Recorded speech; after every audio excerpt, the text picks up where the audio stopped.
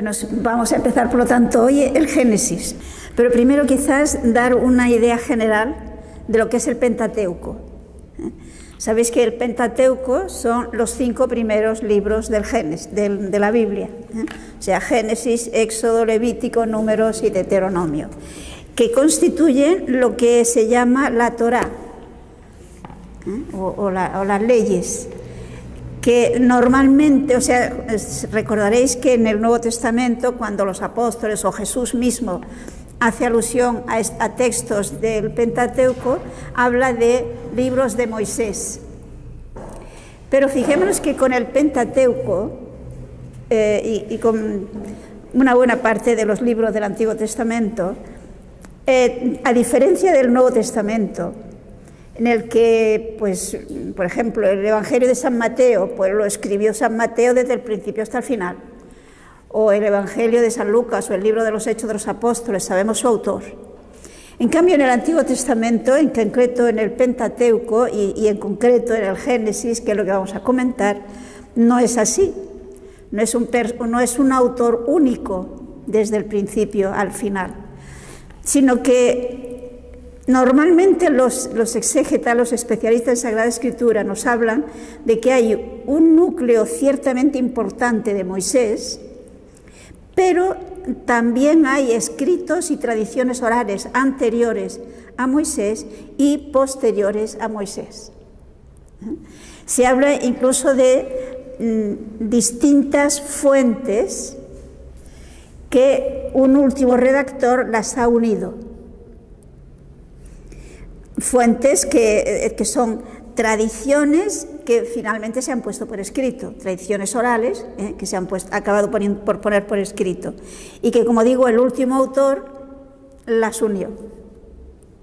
Entonces se habla, por ejemplo, de la fuente yavista, y se llama yavista porque cuando se habla de Dios, cuando se nombra a Dios, se le llama generalmente Yahvé.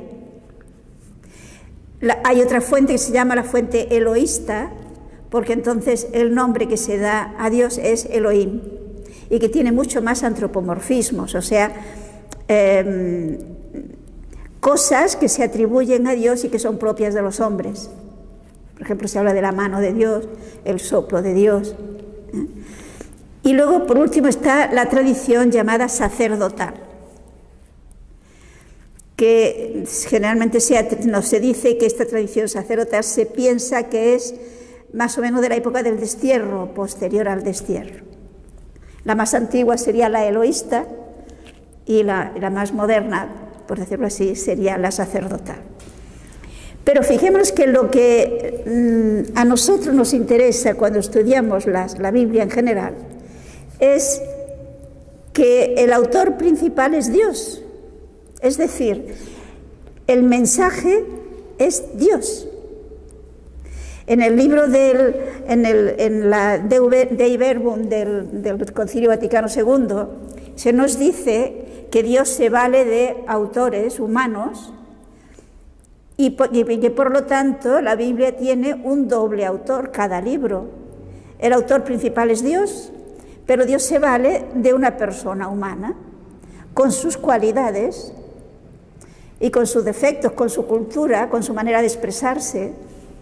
Entonces, para saber qué es lo que Dios realmente nos quiere decir, la Dei Verbum nos dice que hay que tener en cuenta lo que la persona que escribe en su cultura quiso decir con aquellas expresiones. No podemos coger el libro, ninguno, ni del Nuevo Testamento ni del Antiguo, como si se tratara de un libro escrito hoy, en nuestro tiempo, por personas con nuestra cultura. Entonces no entendemos nada. Por eso tenemos que conocer un poco la cultura, la manera de expresarse de entonces. Y también, nos dice la Dei Verbum, hay que tener en cuenta el conjunto de toda la revelación. Porque, si os acordáis, en la carta a los Hebreos nos dice el autor que Dios nos habló muchas veces y de muchas maneras a nuestros padres por medio de los profetas, y últimamente por medio de su Hijo.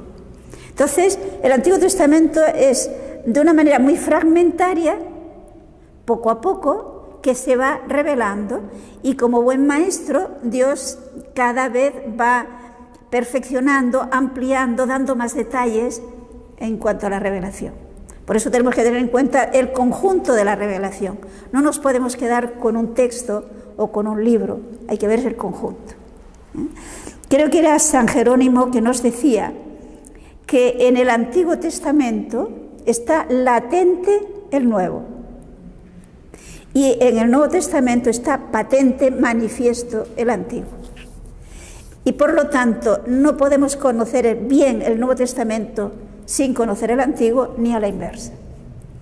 Hay que ver el conjunto, porque la revelación ha sido progresiva, pero lo importante es esto, que el autor principal, el pensamiento, es de Dios. Por eso no hay contradicciones. A veces se pretenden encontrar contradicciones, pero es porque hay distintas culturas y distintas maneras de expresarse, pero en el pensamiento no hay ninguna contradicción.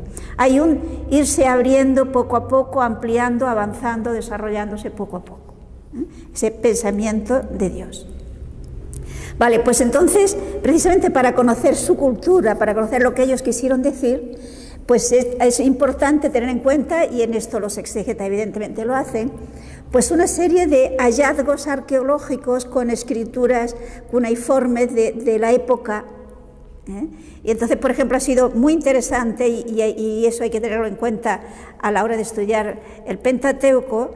Pues, por ejemplo, lo que se encontró, la cantidad de tabletas que se encontraron en la parte del río Éufrates, en la parte alta, en una ciudad que se llama Mari. Entonces, allí se han encontrado pues más de 20.000 tabletas, en la que tenemos lo que podríamos decir todo el archivo del último rey de este imperio, de este país, de este reino de Mari, que sucumbió en una guerra contra Hammurabi. Entonces, esto nos da pues una cantidad de información que es importantísima para entender el lenguaje y lo que ellos querían decir con aquel lenguaje. Otro descubrimiento también muy importante es una ciudad en Fenicia, la de Ugarit, o Rasambla, que también se llama, en la que se trata de una ciudad más o menos de la época de los cananeos, de cuando los judíos, después de salir de Egipto, llegan, conquistan la tierra prometida, Israel. Entonces, los escritos que se han encontrado revelan una civilización, una cultura, una manera de expresarse. Luego también es interesantísimo lo que se llama el Código de Hammurabi, que seguramente habrán oído hablar de él. Está en el Museo del Louvre, en París, y consiste pues en una gran piedra que tiene 2,25 metros y que a través de una serie de columnas, 39 si no recuerdo mal, pues hay todo una serie de leyes, digamos, es el código que se usaba entonces, y que por lo tanto este rey Hammurabi es importantísimo porque fue el primero que codificó las leyes que se daban en aquella cultura. Entonces, fijémonos que estas leyes tienen un gran paralelismo con la ley de Moisés. Pero, sin embargo, hay una gran diferencia. Es curioso porque yo recuerdo que una vez estuve leyendo un estudio comparado de la ley de Moisés y la del Código de Hammurabi. Y evidentemente había muchas cosas comunes, pero sin embargo la ley de Moisés tiene una superioridad moral indiscutible. Luego también es interesante ver que hay una serie de mitologías en estos pueblos. Y hay mitologías que son pues asirio-babilonios o también sumerio-caldeos, que tienen bastante expresiones que aparecen en el Génesis. Entonces, en un principio siempre hay quienes se pasan de listos, ¿no? Y pensaban que, bueno, que Moisés, la ley de Moisés, la ley que aparece en el Pentateuco, pues que se había inspirado en estas mitologías. Pero es interesante, lo que pasa es que supongo que es un libro que ahora ya está agotado. Hay un libro que se llama Prehistoria de la Salvación, del padre Balaguer, en el que compara estas mitologías y el relato de la creación, por ejemplo. Y entonces es verdad que tiene expresiones comunes que revelan una misma cultura, pero sin embargo la diferencia es abismal, porque mientras que en las mitologías aparecen dioses y semidioses, las criaturas aparecen como divinizadas y la creación es el resultado de lucha de los dioses entre sí, etc. En cambio, en el Génesis, en el relato de la creación, sobresale de una manera impresionante el hecho de que es un Dios único, o sea, el monoteísmo, de un Dios trascendente, de un Dios que crea libremente con solo su palabra, y en la que las criaturas aparecen como al servicio del hombre y también para el servicio de Dios, en el sentido de medio para llegar a conocer y amar mejor a Dios, ¿no? Y por lo tanto hay ese ambiente de no violencia, de no aparecer dioses y semidioses, sino que es el hecho de un Dios único, repito, trascendente, omnipotente, y que con su sola palabra va creando el universo. Que tiene expresiones comunes, nos indican que son de la misma cultura. Por lo tanto, ayudan a saber qué quiso decir el autor sagrado cuando dice aquellas cosas, emplea aquellas palabras. O sea, estos escritos mitológicos o de estas otras ciudades que les he ido hablando, nos ayudan a conocer el sentido de las expresiones, su cultura, y por lo tanto nos ayuda a entender mejor la Biblia. Ahora, yendo al Génesis, también es importante que tengamos en cuenta que, según la Pontificia Comisión Bíblica, los 11 primeros capítulos del Génesis son un relato histórico popular. Es decir, nos relata hechos reales. No son leyendas ni cosas por el estilo, pero está relatado en un lenguaje popular. No es un libro de ciencias históricas científicas. No es un libro que nos pueda servir para conocer exactamente la historia o, por ejemplo, para conocer la antigüedad de la humanidad, por ejemplo. No. ¿Por qué? Porque es un libro de historia de la salvación. Es decir, es historia de la intervención de Dios y de la respuesta de Dios a esa cercanía y esa intervención directa de Dios en la historia humana. Y por eso, fijemos que en el Pentateuco, cada uno de los libros pertenece a un estado concreto, a un momento concreto. Tenemos en el Génesis que se nos habla de los orígenes del pueblo de Dios, por lo tanto de la creación y la historia de los patriarcas, de Abraham, Isaac, Jacob y sus 12 hijos. Luego tenemos el Éxodo, en el que se nos habla de la formación del pueblo de Dios, a través de su salida de Egipto, su estancia en el desierto y sobre todo la alianza que hace Dios con el pueblo a través de Moisés en el Sinaí. Luego, el libro del Levítico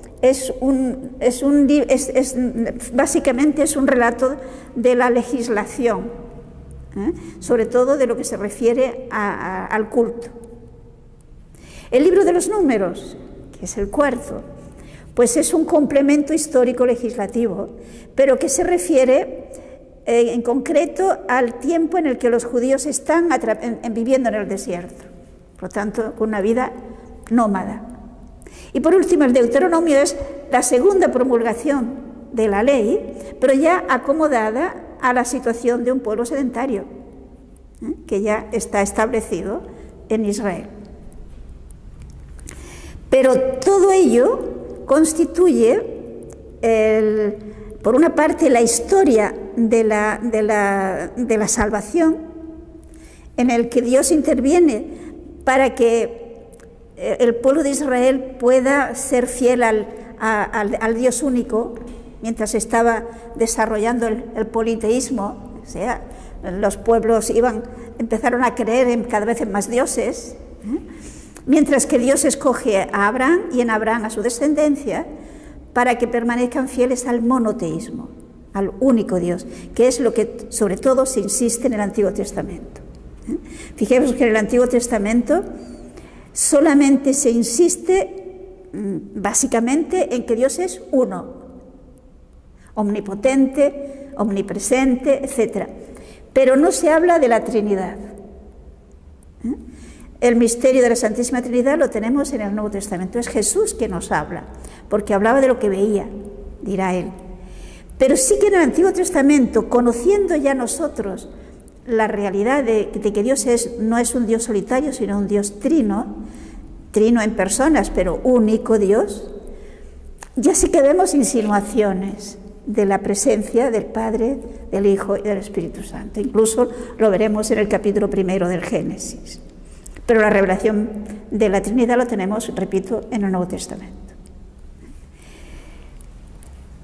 ¿Y por qué escoge Dios al pueblo de Israel? Pues porque precisamente mediante su fidelidad a este Dios único, puede Dios ir revelándose, y es un pueblo que lo acoge, y a través de él vendrá el Mesías para la salvación del mundo entero. Pero si no hubiera un pueblo que había sido capaz de ir recibiendo la revelación durante los siglos, con sus fidelidades e infidelidades, es la historia de la salvación también a través de las infidelidades que iremos viendo, ¿no? En las que se ve cómo va interviniendo la providencia de Dios y la misericordia de Dios. A través precisamente de que ese pueblo permaneció fiel y recibe al Mesías, aunque minoritariamente, pero lo recibe al Mesías, puede después llegar esa salvación al resto de la humanidad. Desde nuestra perspectiva podemos ver las cosas con mucha más claridad. Bueno, pues teniendo en cuenta esto, vamos a comenzar el capítulo 1. Pero quisiera que entendiéramos que este capítulo 1 del Génesis, que se atribuye a la tradición yavista, se trata de historia, pero narrada de una manera popular. Y yo no sé si sabré expresarme para que lo capten lo que esto quiero decir. Fijémonos que un hecho histórico, imaginémonos que estamos en la calle, no sé, ahí en la calle, ¿no? Y hay un accidente. Y ese accidente, pues, lo presenciamos cualquiera de nosotros. Lo presencia pues un policía de tráfico y lo presencia un médico, por ejemplo.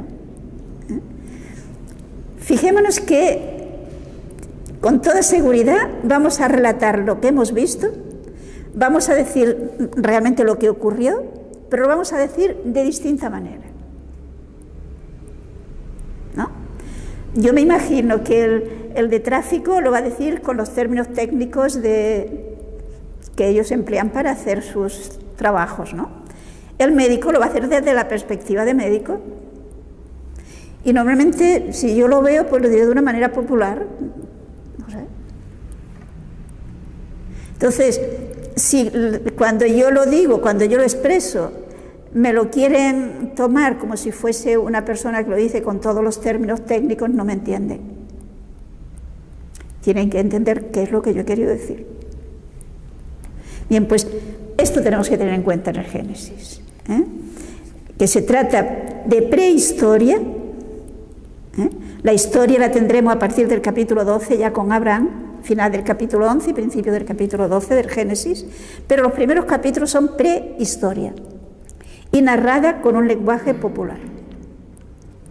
Y en realidad, si lo vamos leyendo atentamente, veremos que el mismo texto nos ayuda a entender. Vamos a empezar.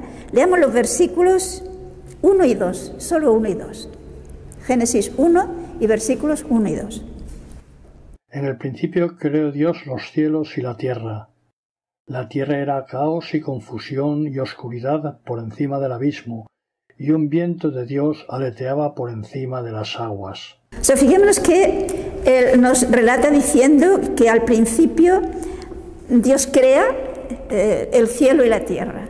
Es lo que decimos nosotros en el credo. Dios creador de las cosas visibles e invisibles. Pero nos dice como que todo esto que Dios crea era como una masa confusa. Pero de esa masa confusa va a ir surgiendo todas las criaturas. Pero fijémonos que se nos dice que el Espíritu de Dios se cernía sobre la superficie de las aguas. Y según el texto original, da la idea de una presencia cálida, de una presencia amorosa. Se compara un poco con el ave que está incubando los huevos. Le está dando calor y está su cercanía que va a hacer que de esos huevos surjan los polluelos, ¿no? Entonces da la idea de ese espíritu de Yahvé. Nosotros ahora ya sabemos que existe el Espíritu Santo, ¿no? Pues aquí ya vemos esa presencia del Espíritu de Yahvé que está dando calor, es decir, con una presencia amorosa que va a llevar a que puedan surgir toda la creación. Es lo que después nos dirá San Juan, que Dios es amor, aquí ya de alguna manera se insinúa esa presencia de Dios. Y seguimos, versículos 3 al 5. Dijo Dios, haya luz, y hubo luz. Vio Dios que la luz estaba bien, y apartó Dios la luz de la oscuridad. Y llamó Dios a la luz día, y a la oscuridad la llamó noche. Y amaneció y atardeció, día primero. Fíjense un detalle que ya revela la cultura distinta de la nuestra. Nosotros, ¿cómo diríamos que ha pasado un día? Pasó la mañana, pasó la tarde, ¿no? Y se acabó el día. Ellos no. Fijémonos que nos dice, hubo tarde, hubo mañana, día primero. ¿Por qué? Pues porque en aquella cultura, y esto, digamos, litúrgicamente sigue siendo así entre nosotros, el día comienza la tarde anterior. Entonces hay tarde y mañana, día primero.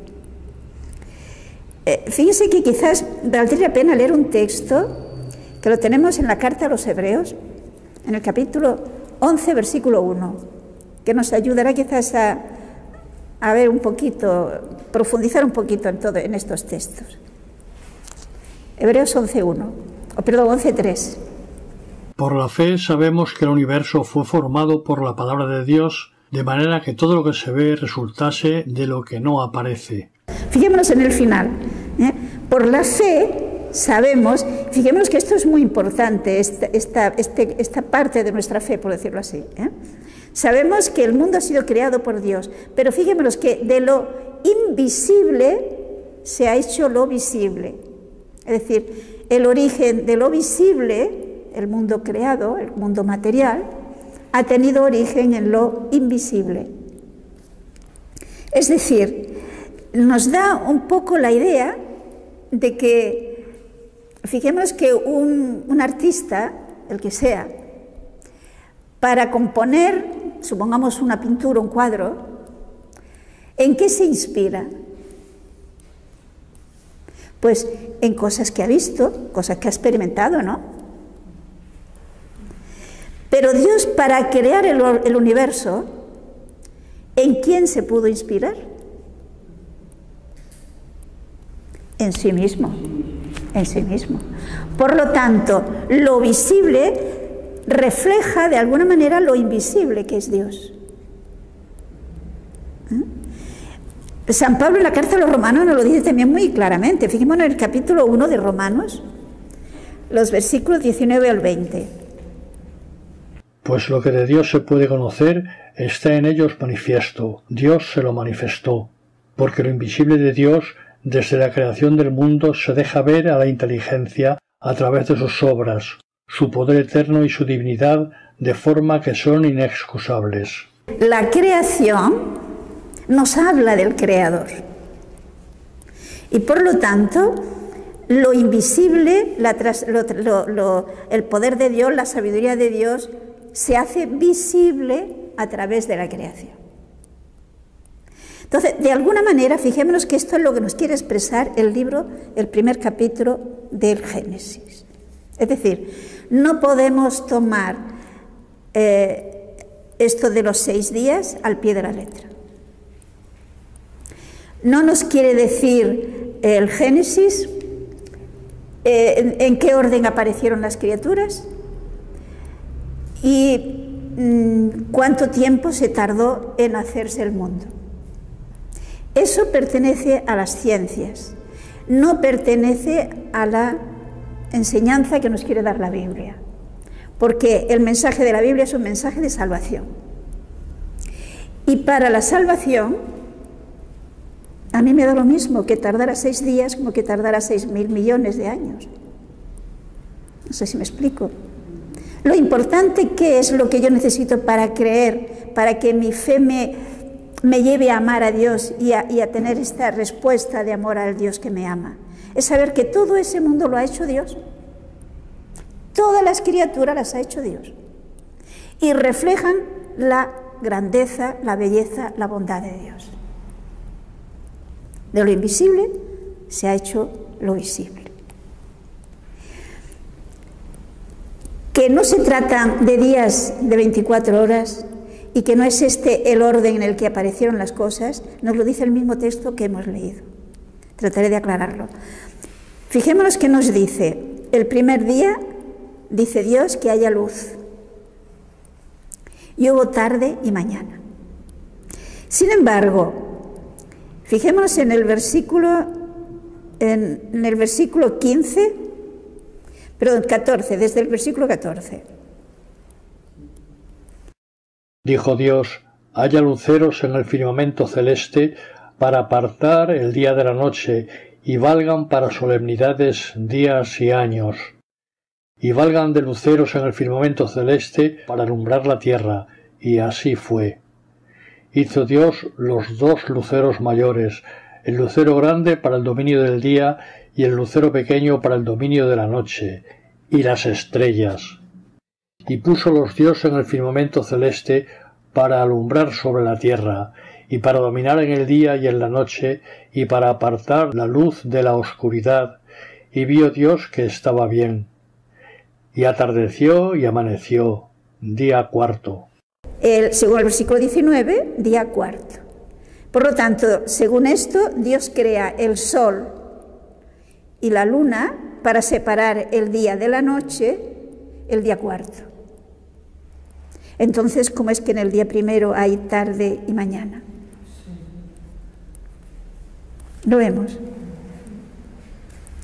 Es decir, el autor, repito, no nos está diciendo el orden en que aparecieron las criaturas, sino que lo que nos quiere decir es que el universo, repito, lo ha hecho Dios, y que toda la belleza, toda la armonía que tiene este universo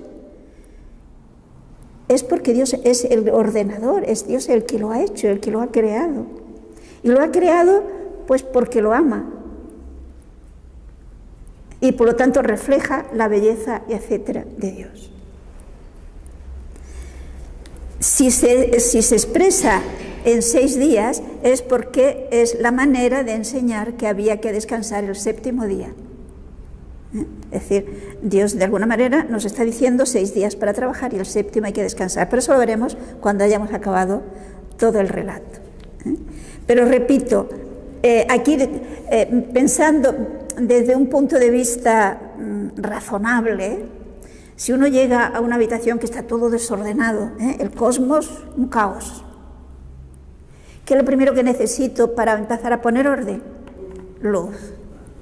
Entonces aparece Dios ordenador. Primero luz.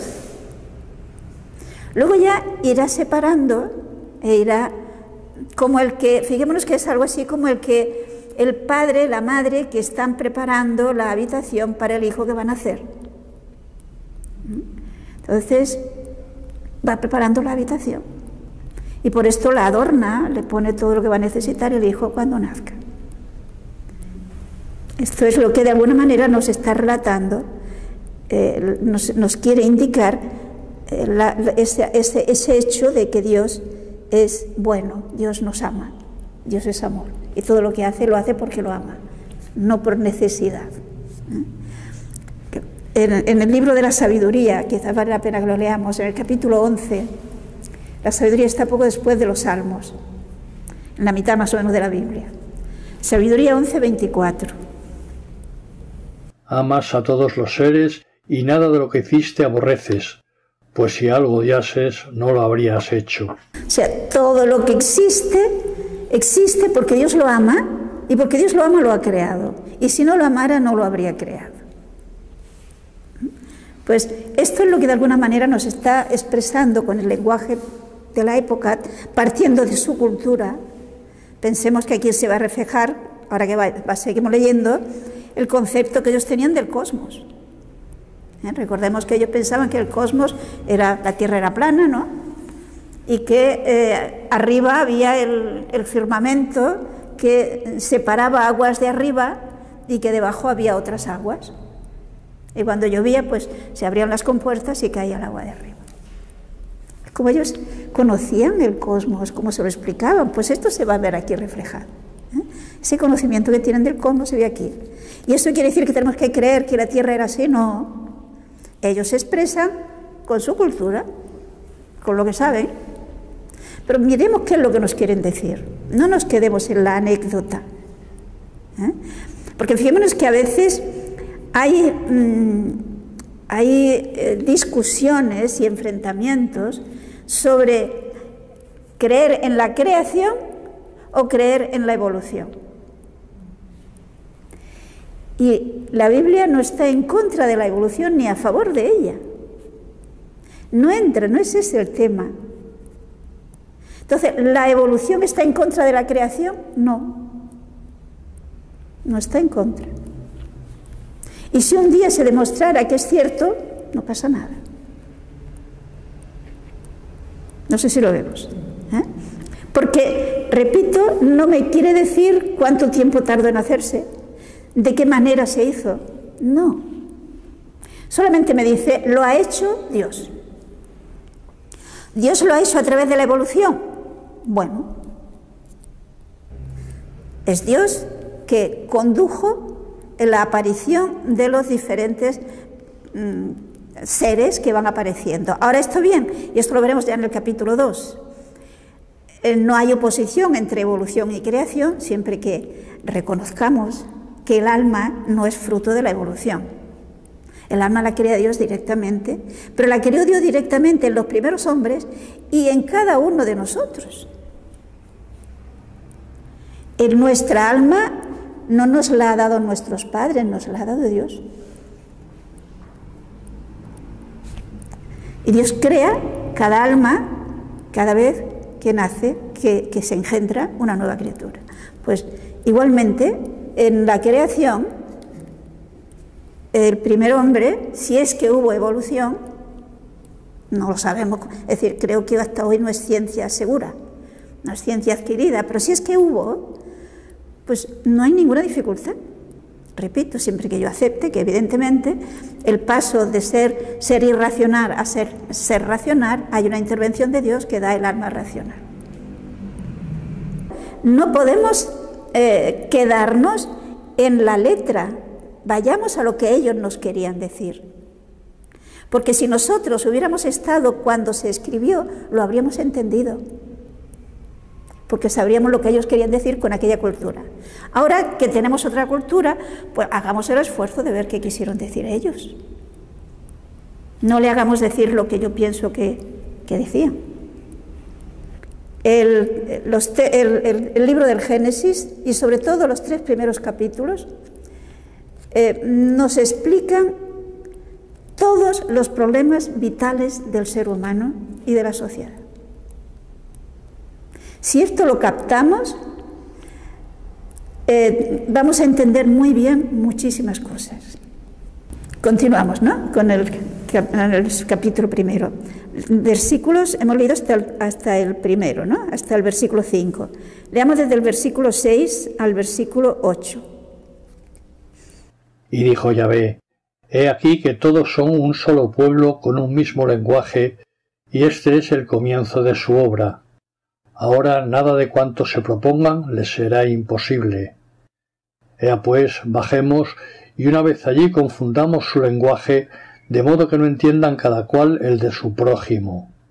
Y desde aquel punto los desperdigó Yahvé por toda la haz de la tierra, y dejaron de edificar la ciudad.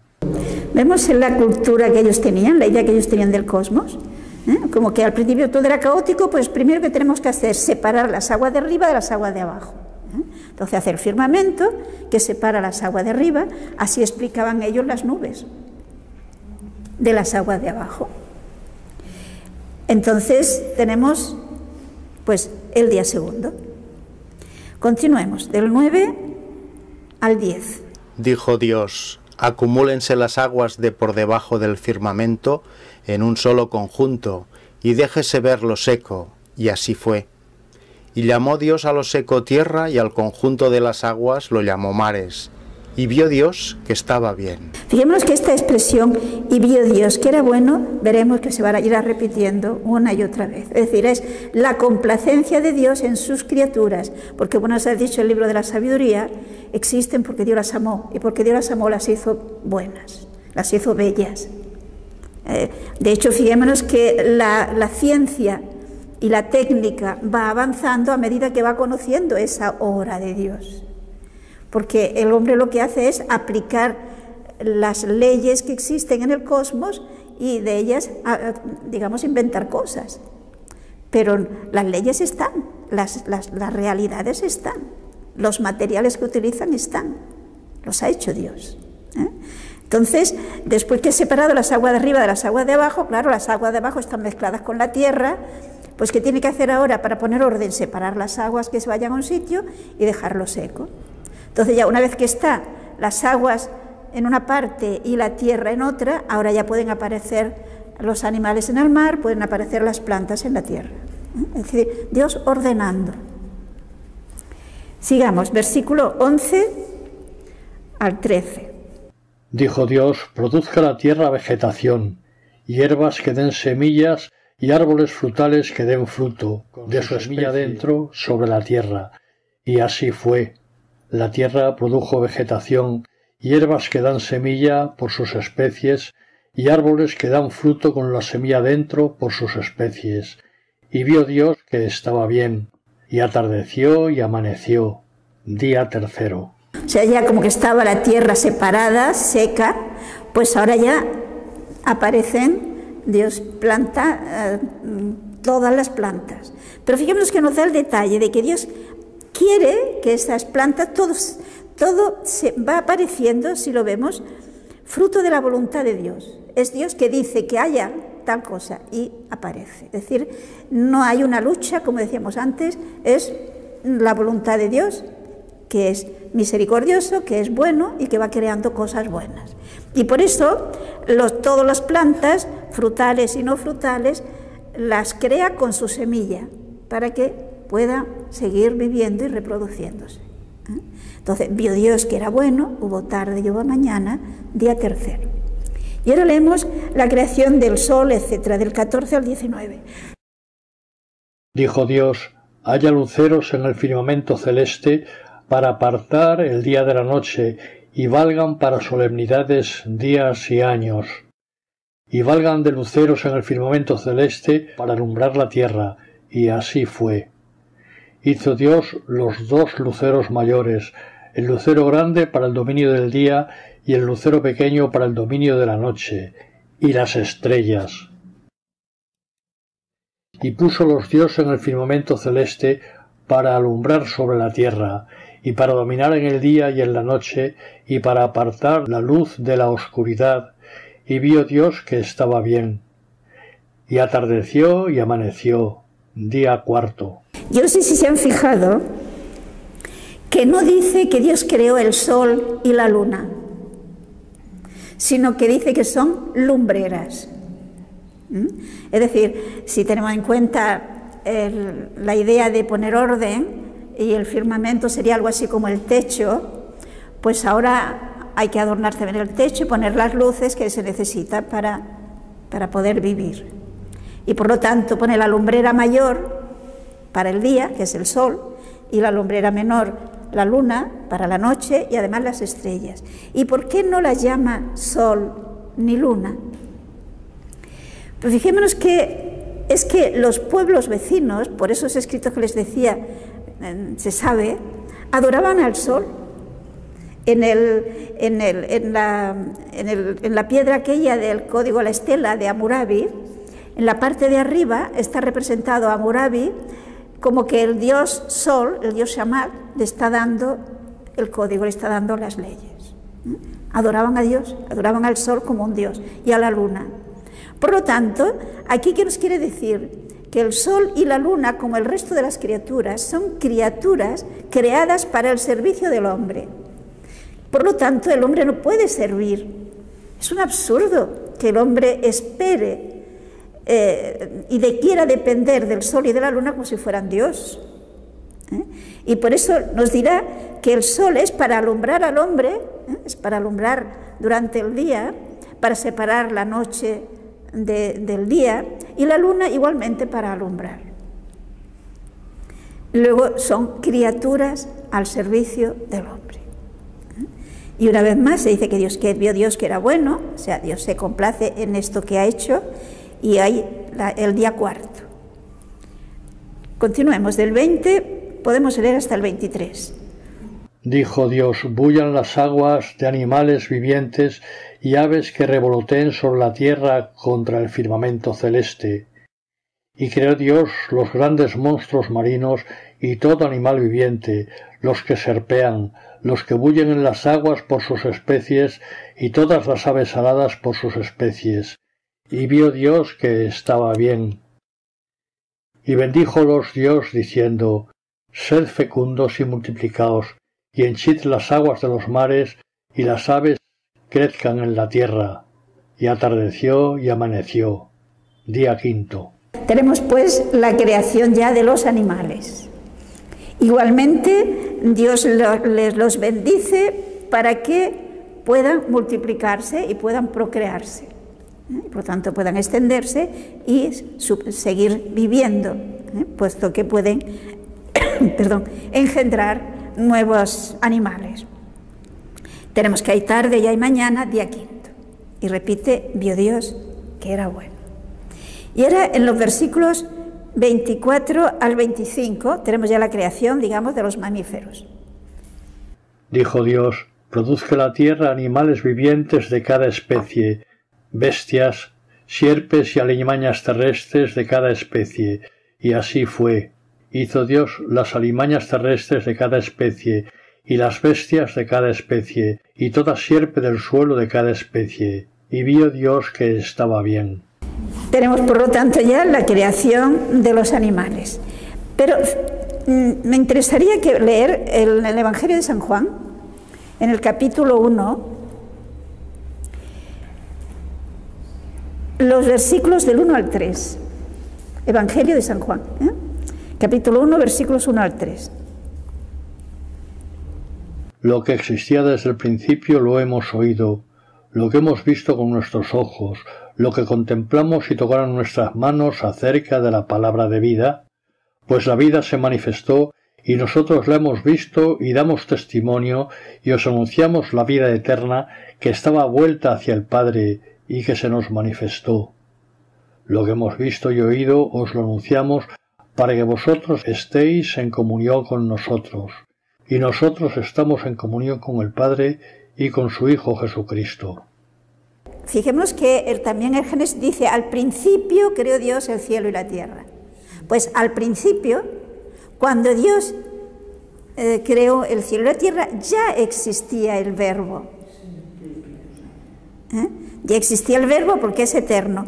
Pero de la misma manera que hemos visto que se dice que el Espíritu de Yahvé se cernía sobre las aguas, también fijémonos que aquí en este texto de San Juan se dice que todas las cosas fueron hechas por Él y sin Él no se hizo nada de cuanto ha sido hecho. Es decir, es el Verbo, es la palabra. Entonces, conociendo el Nuevo Testamento, vemos que cuando dice: y dijo Dios que haya tal, Es decir, la creación es obra de la Santísima Trinidad, del Padre, del Hijo y del Espíritu Santo. Aun cuando aquí no se diga, pero conociendo el Nuevo Testamento sí que vemos que se insinúa, de alguna manera se dice. Y ahora en los versículos 26 al 28 tenemos la parte clave, digámoslo así, de este texto del Génesis. Vamos a leerlo del 26 al 28. Y dijo Dios, hagamos al ser humano a nuestra imagen, como semejanza nuestra, y manden en los peces del mar y en las aves de los cielos, y en las bestias y en todas las alimañas terrestres, y en todas las sierpes que serpean por la tierra. Creó pues Dios al ser humano a imagen suya, a imagen de Dios le creó, macho y hembra los creó. Y bendíjolos Dios, y díjoles Dios, sed fecundos y multiplicaos, y henchid la tierra y sometedla. Mandad en los peces del mar, en las aves de los cielos, y en todo animal que serpea sobre la tierra. Fijémonos que cuando se trata de la creación del hombre, en esta traducción dice el ser humano, si se trata del hombre, pero hombre en el sentido de ser humano, es decir, hombre que es macho y hembra, es varón y mujer. Pero entonces fijémonos que así como en todos los seres anteriores que ha ido creando, simplemente dice que haya tal y aparece. Aquí tenemos una intervención especial de Dios. Hagamos al hombre a nuestra imagen y semejanza. El resto de la creación ciertamente refleja la belleza de Dios, la omnipotencia de Dios, etc., pero no está hecho a imagen y semejanza de Dios. Y aquí tenemos un punto clave para entender al ser humano y para entendernos cada uno de nosotros. ¿En qué consiste esta imagen y semejanza nuestra con Dios? Evidentemente no está en el cuerpo. ¿Se acuerdan cómo define San Juan a Dios? Vamos a leerlo. Primera carta de San Juan, capítulo 4, versículo 16. Y nosotros hemos conocido el amor que Dios nos tiene y hemos creído en él. Dios es amor, y quien permanece en el amor, permanece Dios en él. Bueno, eso de traducción de Dios es caridad no da propiamente la idea. Dios es amor. Y por lo tanto, el que no ama no conoce a Dios, dirá el mismo texto, ¿no? Por lo tanto, fijémonos que si Dios es amor,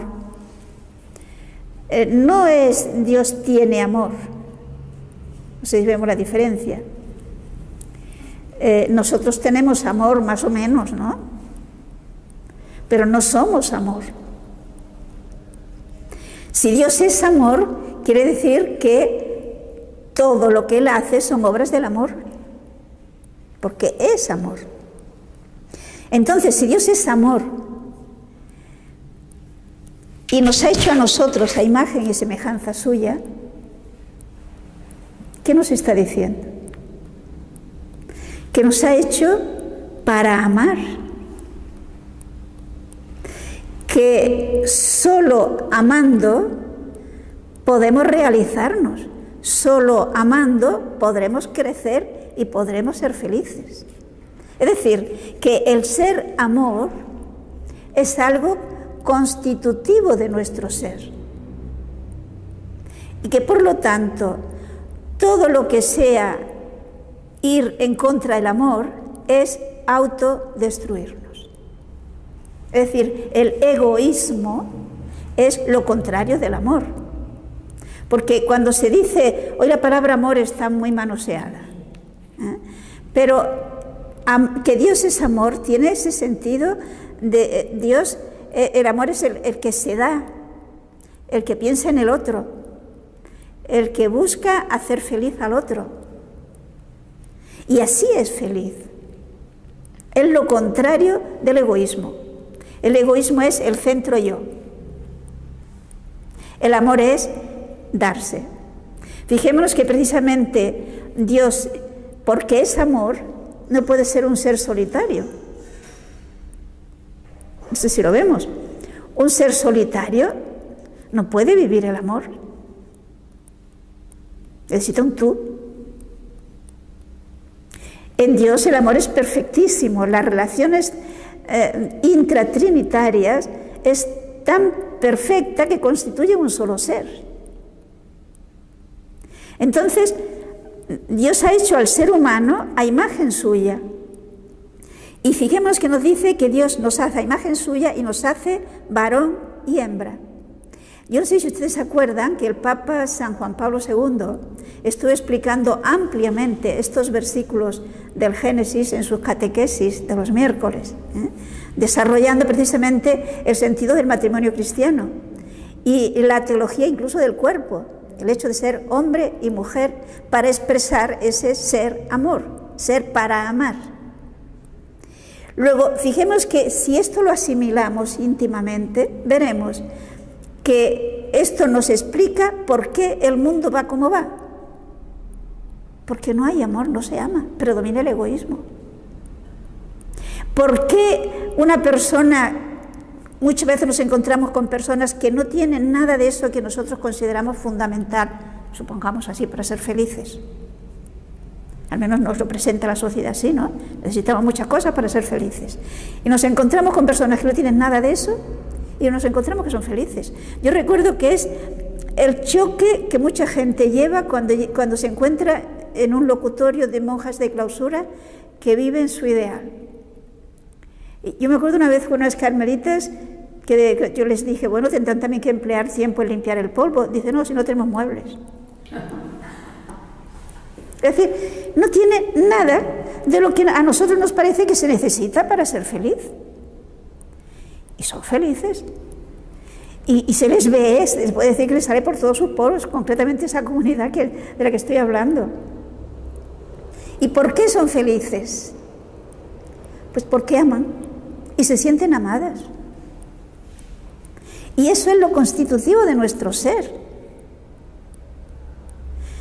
Entonces, si Dios nos crea a imagen suya, es porque nos crea para hacer alianza de amor con nosotros. Y la esencia de la religión, la esencia del cristianismo es eso. Hemos creído en el amor, dice San Juan. Y como he creído en el amor, amo y me sé amada. Y eso es lo que nos hace feliz. Ninguna cosa, nada de este mundo puede darnos esa felicidad que en el fondo todos deseamos y necesitamos y buscamos. En nuestra sociedad materialista, todo lo que nos ofrecen es porque nos va a hacer felices. Hay un montón de cosas que nos promete la felicidad. La realidad es que no la dan. Y prueba de que no la dan es que vuelven ofreciendo más cosas que igualmente prometen la felicidad. ¿Qué es lo que nos hace felices? El amor. Y el amor con mayúscula, que es Dios. Nos quedamos aquí y el próximo día continuaremos. Así que amemos y no nos quejemos.